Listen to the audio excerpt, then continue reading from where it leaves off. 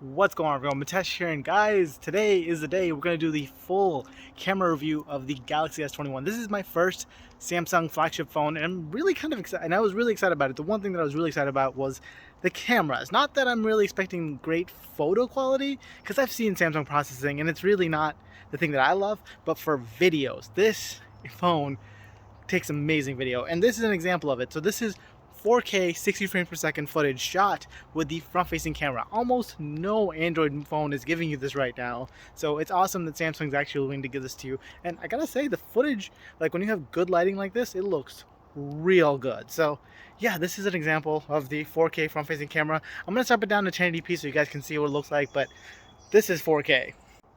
All right, now we're doing 1080p at 60 frames per second, and like I said, the footage still to me looks super crisp, like just so good. And yeah, this is what the front-facing camera can do. Indoors, it's not quite so good, and I'll show you guys some footage from indoor shots later on, but outdoors, when you have good lighting, whew, you're really hard to beat this camera. All right, and next up, let's talk about the rear cameras, which can do 4K at 60 frames per second, or even up to 8K, but I'm not gonna do that in this video.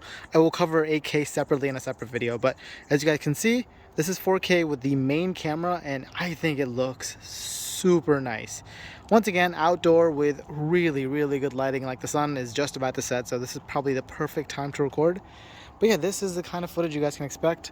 In terms of dynamic range and all that, you can see the sky looking crisp, clear. This is the stabilization also. You guys can see it, like it is pretty stable footage. Nothing really to worry about here. The one thing that kind of sucks is the fact that you can't switch over when you're recording to the ultra wide camera. It can also do 4K 60 frames per second, but you can't switch over to it. And then you can't do the telephoto at 4K 60. I think that's limited to 4K 30, but I will be showing you guys all those footages here shortly. But let's do a quick little autofocus test. So here we are, focusing on that, and then there's the hand. Oh, yeah, pretty good at autofocus. It's pretty fast. It's a little blown out, I would say, my hand. My hand is not this color, I would say, but there we are. Down.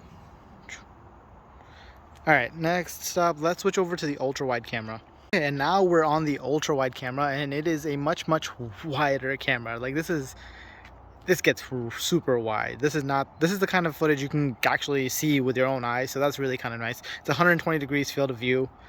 And yeah, this is what the ultra-wide camera looks like. Once again, recording at 4K 60 frames per second. To me, it looks really good. Again, let's see what kind of detail we're getting here. And I am really close to the leaves, and it's impressive how wide this ultra-wide camera is. Let's just get in super close. Now, it doesn't have the best focus for close. Like, you cannot really get very close because it will not be able to focus on these items. So that's something to know. But otherwise, focus is really good as long as you can keep within a certain distance. Like if you go too far, it's just gonna have a really hard time focusing on that, but far enough away, it's pretty good. There is, I believe, no optical image stabilization on this camera, but because it's so wide, you don't really need it. So this is what the ultra wide 4K 60 frames per second looks like. Okay, so now I've stepped down to 4K 30 frames per second, and one of the things to note about 4K 30 frames per second is the fact that you can actually switch between the cameras now when you're at 4K 30. So for example, now actually I can do the telephoto also. So this is 3x zoom, and it is not necessarily the best video quality, but it is not bad at all. Like you can still make out some details, but one of the things that's really hard to do when you're doing telephoto lens is, of course, the motion is exaggerated when you're zoomed in like that. But Samsung does a pretty good job with their stabilization to keep everything pretty good. Switching back over to the main lens, this is what you expect at 4K 30, and then you can also switch over to the ultra wide, and you can see just how much wider the ultra wide is when you can do this. So this is regular, and this is the ultra wide. So yeah, hopefully this gives you guys a good idea of what this camera is capable of. Seriously, I have been really impressed, and I will show you guys some more footage here just to let you know. But yeah, when you have good lighting, these cameras are probably some of the best on Android for video. Now, one of the other features that I really like about this camera is the fact that you can also shoot in manual mode, which is amazing. Most smartphones don't give you manual controls over video, but the fact that this one does is really nice. Now I've got this ISO probably down a little too low, so let's crank that up a little bit. This is ISO 200. We're filming once again at 4K 60 frames per second because that is available. Definitely the autofocus is a little bit slower when you're on the pro mode, but that's pretty much what you would expect. You'd want to do manual focus for that, so you can also switch over and start doing manual focus. So for example, the sign is in focus. I can go very out of focus very quickly and then get it back in focus. And it also has a lot of nice features for pro video. So it's just an example that something that you can't necessarily do on all Android phones, but Samsung being Samsung, they're going to give you all the features. Alright, and this is another cool little feature that Samsung has. It's a new thing called Director's View, where you can actually use basically all the cameras to do stuff with. So right now you guys are seeing me front-facing camera, but you guys are also seeing my rear view, and I can switch over, and I have this nice little preview of all what the cameras are seeing. And I can switch over to the ultra-wide if I want to, or if I want to show you something, I can dramatically switch over to the telephoto, go back to the ultra-wide, and I'm just controlling it all from this thing. So that's kind of nice. I mean, this is not something that I see myself using a ton, but if I was doing like a live stream or something, or yeah, it's not a feature I see myself using a ton, but it's there and it's kind of cool. Okay, another really interesting feature that the Samsung phone has with the front-facing camera is portrait video. So if you guys notice, the background is pretty blurred right now. This is turned up all the way. If I turn it down all the way, you can see it comes back into focus. They also have some other modes, like this is called big circle, so I guess everything comes into like these big bokeh balls. Notice if I do this, it does kind of glitch out a little bit, but that is interesting. This one is called color portrait. Everything in the background goes black and white while I stay in color. And then we have one more called glitch. This one's kind of cool. I like this one a lot, where everything in the background glitches out. Once again, if I do this, I think it's a pretty cool little feature. And once again, I don't see myself using a ton of these features, but the fact that Samsung puts them in, if you're someone who's really into social media, if you post a lot, these are features that actually could come in handy. And the fact that it's actually happening on the camera, not happening in post-processing, means it's gonna be there and it's gonna look better. That means also you don't have to do a ton of work later on, so that's always good. Alright, and this is the kind of video you can expect from indoors, and this is the front-facing camera once again using 4K 60 frames per second, and this is the kind of video you can expect. I'm being lit terribly by this overhead light, and yeah, this is basically what you're going to get if you're indoors recording video and you just have awful lighting. My advice, obviously, always just stand in front of a window, and it looks so much better. But yeah, 4K for 60 frames per second, indoor video. Okay, and next up we're looking at indoor footage using the main camera. This is 4K 60 frames per second, and actually a sneak peek of another product I'll be reviewing here soon. This is the Liberty Air 2 Pros.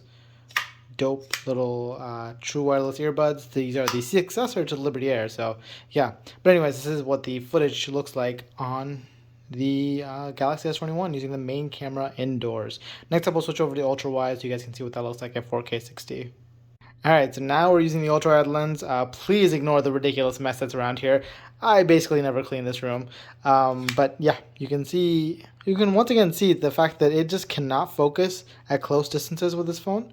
With this lens specifically, you will want to keep things a little bit further. So yeah, this is what 4K 60 with the ultra-wide looks like indoors.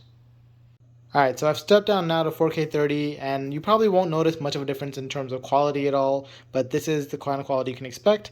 And again, when you're at 4K 30, you can actually switch between the lenses without having to go outside of the app. So that's a really nice feature, and you can see, you can do that, and then you can also do 3x zoom. Wow, it's way too close.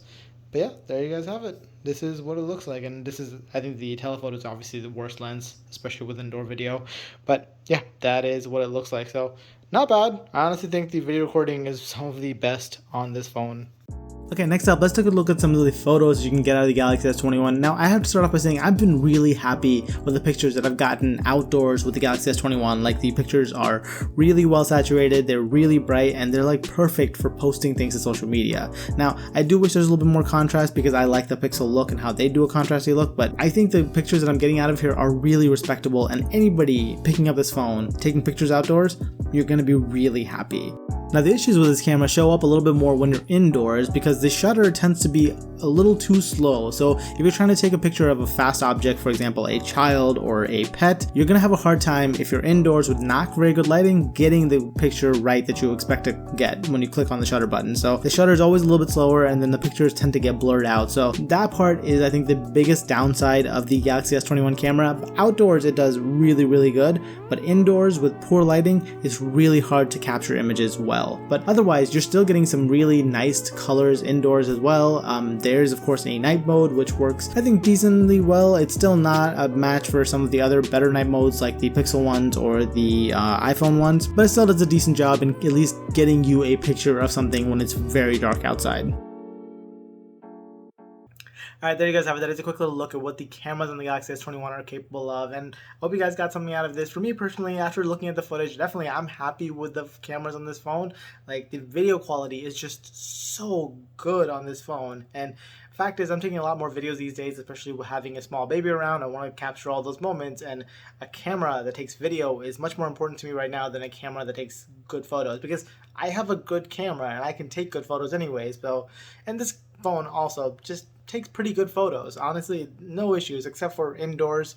And there is a Gcam mod available for this phone, though I haven't personally found one that's a very stable one. Once I do, I will make a video about it. But yeah, overall, I think the Galaxy S21 probably the best cameras on an Android smartphone right now.